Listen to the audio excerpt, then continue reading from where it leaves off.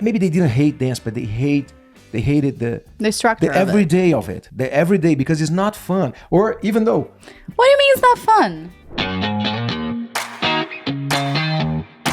hello dance lovers. I'm Ana Luisa Luisi. And I'm Junior Enrique. We are that Brazilian couple. And this is yours, Dance is the Answer podcast. Woohoo!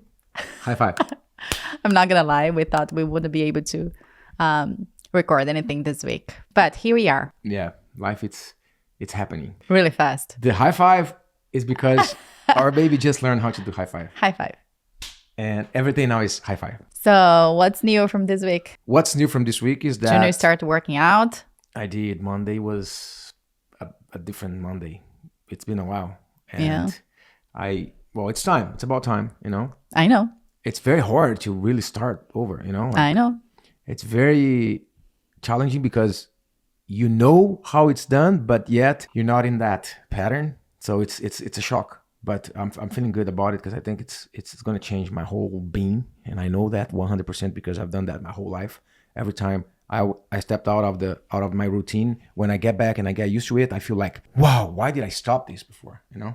I know. But every human beings are like that. I feel like everybody for a period of time in their lives, or many periods of times in their lives, stopped with something they did so good in the past. But I think it's normal for everybody. You know, it's okay. It's totally okay to start over. As long as you're starting over something that is good for you. If something that doesn't help you with anything in your life, but you keep continuing doing that, it means that you shouldn't start that over. Start over something that's really going to make you feel good and do good. That will add positive things to your life. Because some things makes people feel good, but they're not good for them. And sometimes what I feel like it's that in anything in life, like if you continue doing something that doesn't do good for you and it's just like a fast pleasure, you know, you become addicted to that, but also you suffer a lot with that. And that counts food, that counts alcohol, that counts a lot of different things. So a good way to live good is to have good routines and good habits. Habits, exactly. For me, nothing changed. I still didn't start anything. I'm still being a full-time mom. And I don't know when I'm gonna be able to start. I think I'm gonna be able to start only when I start it. Only when I actually go out of the house. Because when I'm here, I don't know. For me, it's impossible. It's impossible. Even if Junior say, "Oh, do your thing," I'll watch him. You constantly calling me. Yeah, I called you today, and then you went away with him. And I was like, wait, where did they go? Exactly. I was like, so Ana, let's just go to the playroom with Enrique. And then while you guys are there, I can go to the gym. Or maybe I can do the stretches and everything I need to do in front of you guys. But then I just went on my phone. I took my phone to look something and post. And then 1 hour later, it wasn't 1 hour. Come on. 45 minutes. No, it wasn't that much. Come on. It was. I know. It was already nap time. Anyways. He was already napping, about to nap like 20 minutes after you left. Anyways, so Dad started back. Mom didn't. I started little by little, but I did. Yeah, it takes time. It doesn't. That's the thing. I go to do my routine and my things. Like every day, I add a little something, because if I go full out, I won't be able to do anything tomorrow. Same thing with me. And I think I agree with you when you said you're going to go back to work, and then as you're there for rehearsals, you start your routine at the same day. You know, That's the only way I'm figuring this now. That's the only way I'll be able to do it. I think that will work for you. Because if I stay here, you won't let me do it. You won't let me do it. It's not even Enrique. Oh, come on. It's me. Yes. It's not me. Because he can stay with you, but you're the one calling me all the time. Okay. All right. This is becoming... yes. So I'm here to talk about that. I was talking to other moms the other day. My play dates, Enrique's play dates. And their kids are both in ballet classes now. They're 4, turning 5 years old this year. And they're both taking ballet. And their moms asked me if they should keep insisting for the kids to take ballet because they're not really into it. They were in the beginning because it was something new to do, but now they're not really into it. They said ballet is too slow for them and they're not really, liking it as much as anymore. Yeah. And I don't really believe in, I already talked about this, I don't really believe in insist if the kid really doesn't want to do something. I feel like if you insist, I was a ballet teacher and there was many different kids in the room, and I could totally tell the kids that want to be there and the kids that the moms or the parents wanted them to be there. They made my life miserable, the ones that doesn't want to be there because they just don't want to be there and they're kids, and they turn the classroom upside down. So I told them, like, if they really don't like it, if they really like complaining, they don't want to go to class, and when they finish they're really not a happy face, I feel like it's not their thing, take them off. But if it is something that they just don't want to do it because it's no longer a new thing to do, or maybe they wanted to experience, because these other moms said they want to do figure skating. So, and I said, so there you go, like one thing will complement each other. So if it is they want to stop taking dance class because they want to take figure skating, most likely the figure skating teacher will recommend them to take ballet classes, or they will have a ballet teacher on site, because they add to each other, they complement each other for the rhythm, for the arm movements, for the body language. The ice skating teacher will teach them to do the jumps and do all the tricks and all the turns and things on ice, which I can do it. I'm so scared of it. But the ballet will teach them the other aspect of it. So I said, keep them doing both if you can, and then you'll see. Because I also don't think it's like I said, if they feel really miserable in a ballet class, they shouldn't be doing it. So I don't know what they're gonna do. But you don't actually put someone to take dance classes expecting them to be a professional dancer, correct? Depending on the parents. Depending on the parents, yes. But I feel like you should think about it's a skill. It's a skill that they can take for life. If they're in any other profession of life, if they took dance classes at any point of their lives, it's definitely an added skill and will definitely help them. For instance, if you weren't a ballet dancer, let's say you were a lawyer, what do you think ballet will teach you? Or what do you think ballet was able to help you if you were a lawyer? Not knowing anything about ballet. I think everybody knows about ballet, just about, how ballerinas look, right? Like they're very... Right, but no, but my question is, if you were a lawyer, Junior, you're a lawyer now, but you took ballet. Mm-hmm. How do you think ballet would help you in your profession? Confidence. Because of what? Because of the discipline, because of the training, because of the posture, because of your posture. For sure. Like if you're a lawyer defending a case, even if you're not that confident, what reads confidence is the way your body language, right? Is there your posture and your body awareness. Even if you're not confident, you can pretend you are, just by being standing like this. Mm-hmm. So it's something, and also patience, yes. Discipline, yes. So in many other professions, and I would say maybe all of them, you could benefit from dance. I think so too. Dance class. You see athletes now taking ballet.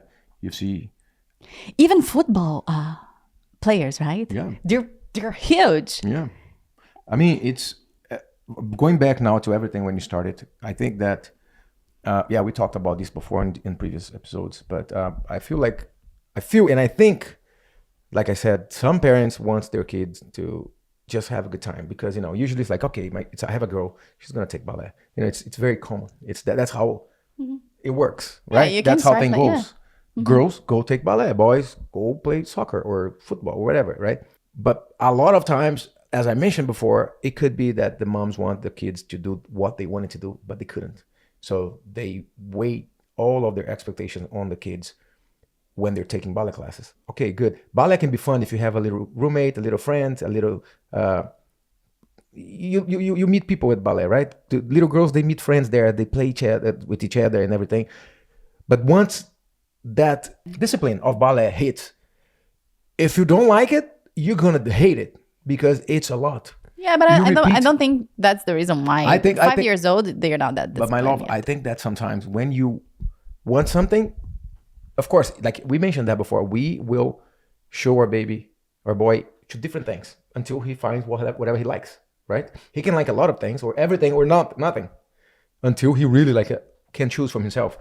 But what I'm saying is that when a little girl, for instance, I wasn't part of the conversation, but I think that when a little girl loses interest in doing ballet like that, it's time to change to something else, or talk to the girl and see like, do you really want to quit ballet? Like, not just deciding for them, because you cannot decide for even though a kid cannot decide by themselves, but you should have a conversation, because that could be or could lead to a very frustrated dancer by doing something that they don't want it. Yeah, no, but I didn't say to insist. I said if they are completely miserable, take them all off, of course. But like as they said, because they're interested now in figure skating, they complement each other. You know what I mean? They won't be far from dancing. In figure skating, they will be dancing on ice. Yeah. So it's not completely different. It's not like, I'm gonna stop doing ballet because I want to do, like you said, soccer. Even so, Serena Williams, huge tennis player, the biggest in the world. She takes, or she used to take, ballet class to help her in the field, to help with her footwork and her coordination. And there you are, champions. But the question is, what is the question in the beginning when the mom came to you? And she was just asking. The mom was asking my opinion if they should insist for the kid to be in ballet, or if they should just buy ballet and go somewhere else. And I said, well, a lot of times ballet is not because, yes, ballet is not like super fast, like hip hop, for example, because kids in that age, they want to spend a lot of energy. They have a lot of energy. But either ballet or any dance training, I'm speaking highly about ballet because that's what I did since the beginning, and I can speak better for it. And I know hip hop is very difficult too. For us, yes. That's what I'm saying. You said it's not as everything is different. But what I'm saying is about what I can talk about is that ballet won't help. I have a lot of ballet friends that didn't become a ballet dancer. They are doctors. I have actually a pediatrician. I have many doctors' friends that came from ballet, actually. I have lawyers that came from ballet. I mean, I have lawyers. I have friends that were ballerinas with me, and now they are lawyers and doctors and teachers, and and it helps them in their profession. That's my thing. Like, a lot of times, the kid will do dance not to become a dancer, but if they took 1 year, 2 years, 3 years, ballet or dance skills are never wasted. So they will take that for life in whatever they do. For sure. Oh, yeah, it helps you with everything. Like, and to this day, I mean, every time you're going to do something, let's say you're going to film a commercial or something like that, someone will notice right away that you're a dancer. Exactly. Like, did I say about the commercial? No, that happens all the time. It happens to me. Oh, because I think I said I wrote about it, but I think so. I shot a commercial last week, right? And I cannot say much because I signed an NDA. But my what I was portraying was a woman, our artist, that was really confident. That you have, and it was photos, right? There was no video, so you have to transmit that through a picture. And the moment I walk in, and they change me, they put in their wardrobe, and I walk into the set, and the photographer like, whoa, you look really confident. And I was just standing there. I'm like, oh, okay, thank you, I guess. And even when I say thank you, I guess, it's like, oh, my phrase didn't sound very confident. But that came from ballet. That's the thing. That came from ballet, that's so confidence. Crazy because you're saying that, and it's like, you don't even notice that, because that's like in a way, you learn that to present yourself as a dancer all the time. But I wasn't even presenting. That becomes second nature. I just walked into the set. But that's the thing. You train for so long. Exactly. It's part natural. Of you. Yeah. It's natural in my body. And then as I start posing for the pictures, it's like, yeah, hold that. And the whole thing maybe lasted for, 40 minutes. And I was done for the day. And then he's like, okay, you can relax now. And I was relaxed. Actually, I was really relaxed. I was like, but because all those years, even though I'm without dancing ballet for more than a year now, actually ballet, it's been a longer time than professionally dancing other things, but it's in me now. It's installed. It's like the same way with my ballet friends. It's so crazy because when you say that, it hits me whenever we go through let's say you're taking a course or you're taking an acting class, whatever, you're training, right? And then you people tell you that you should forget about that you're a dancer, you're an actor now, and don't do that. Like, no, don't show that you're a ballet dancer. But then it's like, it's too late now. You know what I mean? I'm not saying it's bad. It's not bad at all, but that's what I'm saying. It's part of who we are. If you dance and if you took that seriously for so long, for over 25 years, it means that you became that. Yeah, but I feel like they say that because they know we are dancers, like the team. And I know they want us to be regular people. But if they didn't, they would just say, "Whoa, you look so confident," because that's exactly what they see. If you're standing without walking, right? Because sometimes we walk funny like dancers, right? No, I'm without walking, just standing still. They don't say, "Oh, you're a ballet." They would if they know we are. They say, "Oh, I can see you're a ballet dancer." Yeah. But if they're not, they just feel like we're really confident and we're that's really the thing. Strong. We're strong. We're talking here about ballet because we are dancers, right? But yet you find a lot of people that did yoga or Pilates or something like that, and they already have a posture, and you know that a posture that you'd be like, whoa, this person looks like a dancer. Don't we always do that when we meet people? We do that because we kind of know our species. No, but then they say, no, I'm not. Yeah. And that's rare, but it happens a lot. That we misjudge. Like we're like, oh, this person looks like a dancer. And then you learn that they never danced before. So of course, not everybody, but I meet a lot of people like that. But now talking about ballet and the importance of having a good posture. And the conversation we have here, I think it's more, if this is helpful, of course, for new parents or for parents with kids, you're never going to go wrong with the kids taking ballet class. You're never going to, it's not a bad choice. Like I said, dance skill is never wasted. Unless the kids really are like, unless they hate it so much that they don't want to do it, which happens a lot. Then you listen and you say, okay, yeah, it's fine too. Yeah, the number of students we worked with in the past that hated dance. Maybe they didn't hate dance, but they hated the structure, the everyday of it. The everyday, because it's not fun. Or even though. What do you mean it's not fun? Baby, I'm not talking about dancers. You're talking about the structure. Some kids are. It's fine. The same way I don't like. I don't know. What do I don't like? Oh, many things. Tell me what. You don't like to cook. Exactly. The same way I don't like to cook. Some kids won't like dancing. So it's totally fine. Yeah. It's totally fine.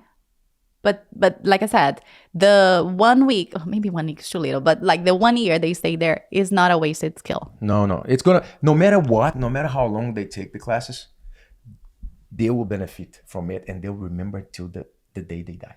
And actually, not only kids. Wow, that was a little bit dark. I'm not talking about any death or anything like that, but like, if there's something that I don't regret at all, is everything I learned through dance. Yes, and that's not only for kids. I feel like that's for adults too. For sure, it's never late. And like again, you don't have to do dance to become a professional in it. You can do dance as a form of working out, as a form of having fun, as a form of have something structured in your life, as a form of put your mind away. So I feel like, yeah. That was my spill. Good. I really like that Anna came full out today to talk about this, and she prepared for it. She was like, I didn't prepare. I said, we almost didn't shoot a commercial. My gosh, my brain. Sorry, mom brain is working still. We almost didn't shoot this episode, but then I was like, you know what, Junior, put the cameras on. I have some things to talk about. Yeah, that's very good. I think we should do this more often because I feel like, with all due respect and love, I felt like it was like you needed to let it out. Me? Mm-hmm. No. Didn't feel like that? Not at all. Wow. Can you imagine when you have something to let it out? I'll let it out. I have no problem with that. No, I feel like you wanted to share something that happened to you lately. Not happened, but like. No, I just want to share like it was a very informal conversation, and I just wanted to, let's talk about I think is that lately, now it comes to the part where it's a couple therapy in a way. Lately, we've been so busy with everything, the daily lives and everything, and I think it's when we kind of have time to dive into the conversations, the small conversations that we have sometimes regarding something that happened in the playroom or something that you heard it at the party or something. You know what I mean? By the way, she went out the other day with her friends. Oh, yes, I did. You see, I have no time to work out, but I do have time to party. She went out. Look at that. She had 3 days off, kind of. What, excuse me, day? I mean, nights. Yeah, look. After bedtime. Can I say what happened? After Henrique's bedtime, I went out. The whole day, I was with him, and I wasn't off. I was doing the campaign. That's what I'm saying. Anna, and that was for half day. Can I explain my thoughts? And but then you if say I'm wrong, it's wrong. You say 3 days off. I'm curious about Look at that. The day you went for the feeding. That was 2 hours long. But you could stay the whole day and I was fine here with him. Oh, you chose to come back because you missed us. Noted. Uh-huh. And then you shoot for what, an hour? Yeah. Basically 45 minutes. And then when you came home, I was like, you gotta go out with your friends. And you did, and it was fun, no? It was really fun, yes. You had. But I went out after Henrique was asleep. Yeah, but then the next day, I woke up so early because, okay, so this is another thing that I wrote about, but I didn't said it. The day I went back to shoot a commercial, my baby slept until 8:45 a.m. And that never happened when I have to But when did you went to bed? What do you mean when I... He slept from what time to what time? From 7 p.m. to 8:45 a.m. Yes.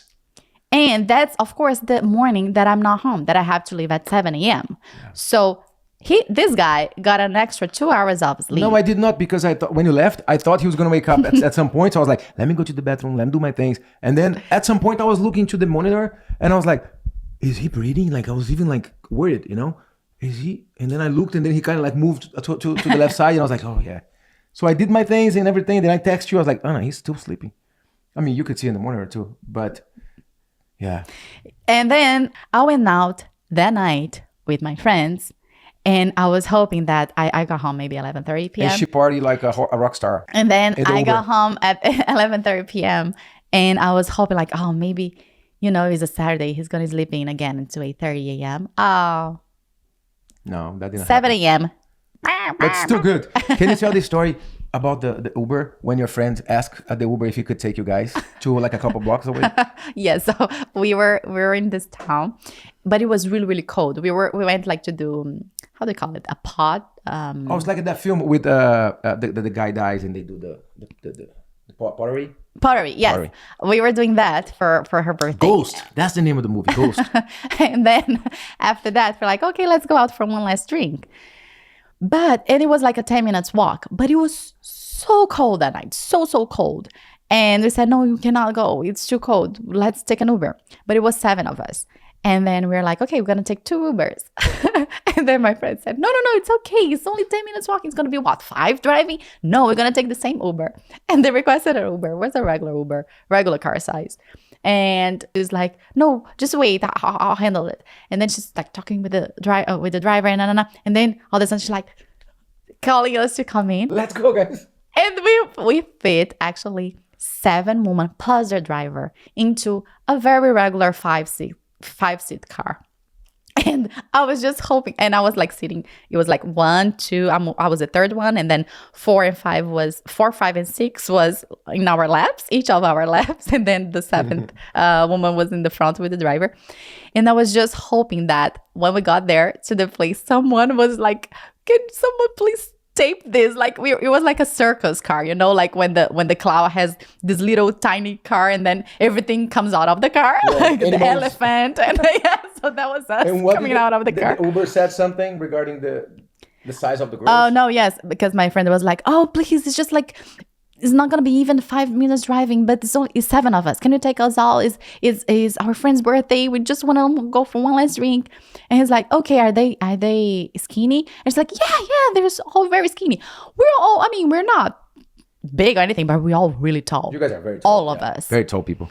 And so it was really, really funny. It was, I felt like I was 18 years old in Brazil doing something really wrong that my parents couldn't know. That's how I felt. And I laughed so much the whole 5 minutes drive. So she had a great time. I had a great time. This was the highlight of the night, actually. And then she came home and she was like, Junior, I said, I don't know, how was it? You had a good time? She's like, I had so much fun. It was really nice. And I think you should go out with your friends too. Oh, yeah. And I was like, yeah, maybe one day we'll plan something. It's fun. But like at night, I don't mind because he's sleeping. Our baby is a very good sleeper. Thank God. And then you came back home and I was like, yeah, you're both sleeping. And that's another interesting thing. When I'm home, you stay up until 1 a.m. like watching shows. And I'm like, Junior, I need to go to bed. They're like, oh yeah, I'll go later.